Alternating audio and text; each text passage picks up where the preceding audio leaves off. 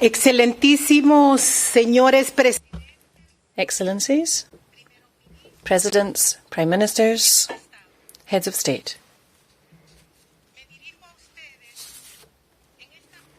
I'm addressing you as part of this summit between the European Union and CELAC.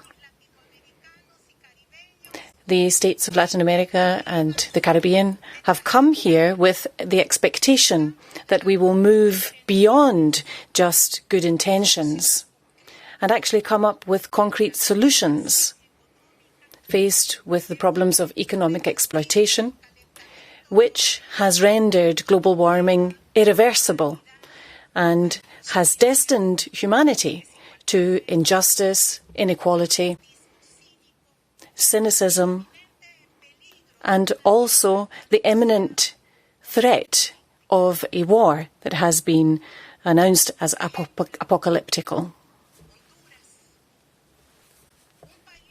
By way of example, Honduras, a country which has suffered tremendously from climate change, and for decades now, a dictatorship of narcotics, of drugs,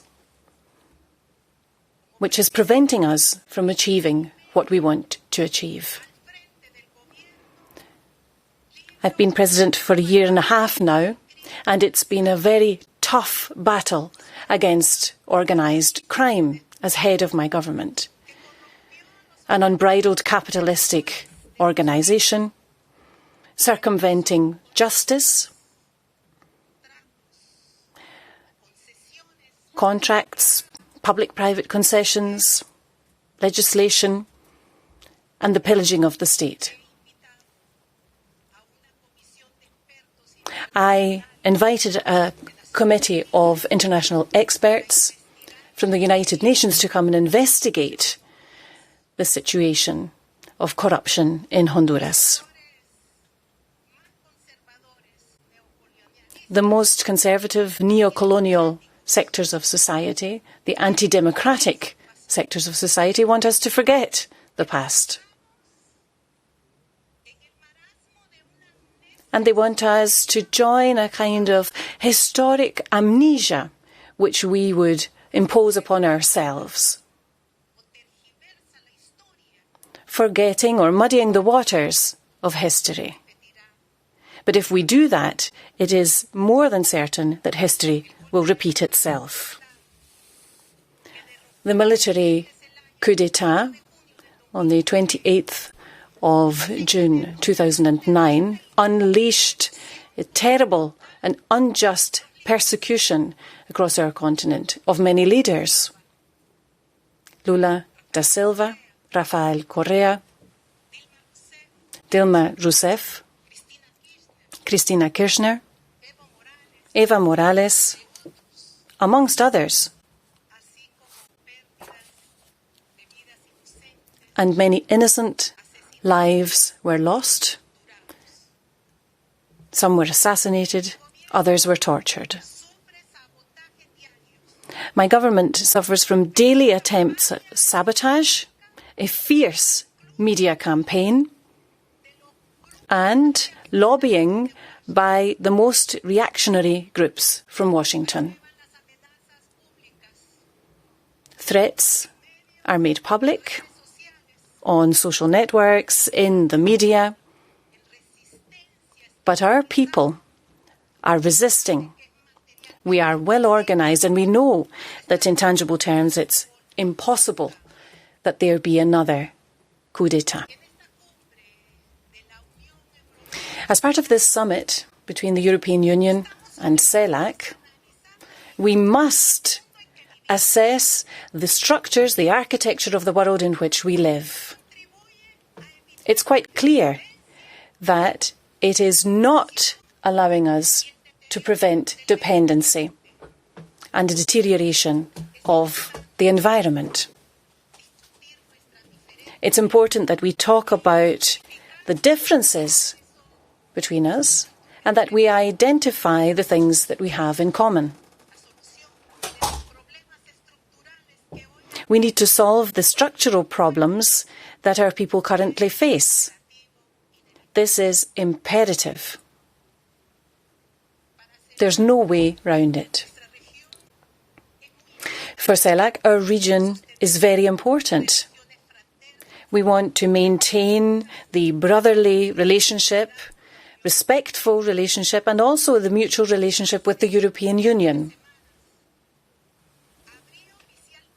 A couple of weeks ago, I opened a conversation with the People's Republic of China, officially, because we live in a multipolar world where exchange and cooperation in the interests of development, based in principles of independence, sovereignty and non-interference, must prevail.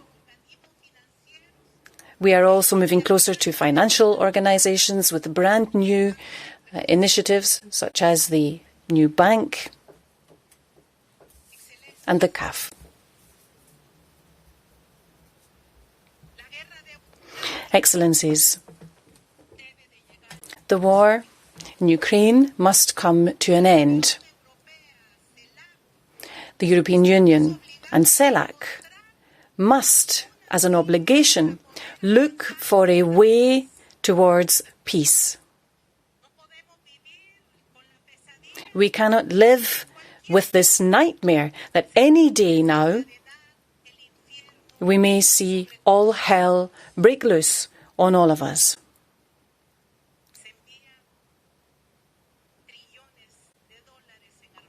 Trillions of dollars worth of arms are being sent for this war, and yet we are incapable of building integrated development of humanity in line with the Sustainable Development Goals that were proposed by the United Nations for 2030.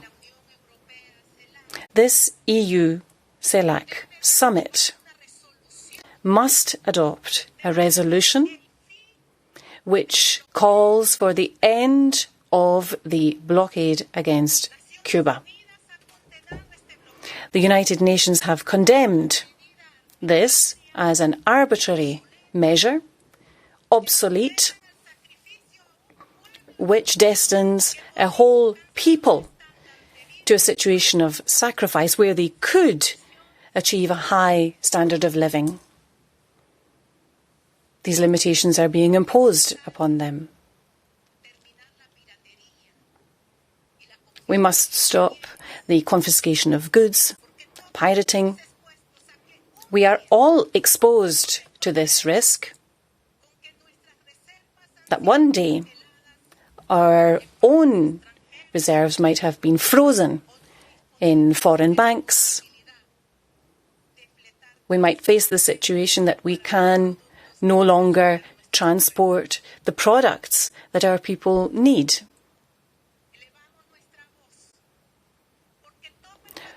We would like to add our voice to those who've talked about restoring the heritage to the people of Venezuela. Let's remove the obstacles that prevent us from having a proper trade relationship with neighbouring countries like Nicaragua. And finally, I would like to say that we are determined to enter into mutual compromises on the problem of climate change. We can no longer approve of benchmarks which come out of our imagination and which we never actually achieve in practice. The whole international system has shown itself to be highly ineffectual when it comes to bringing down emissions of greenhouse gases and preventing the destruction of the main natural resources of our planet.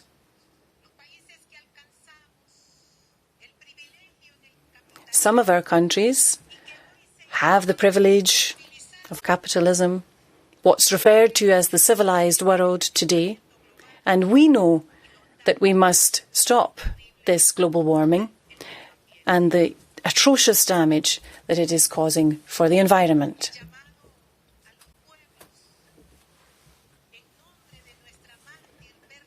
On behalf of our martyr, Berta Cáceres, who was a woman who defended the rivers. And I refer to her on behalf of our people. She said, "Wake up, people. There's no time left." Thank you.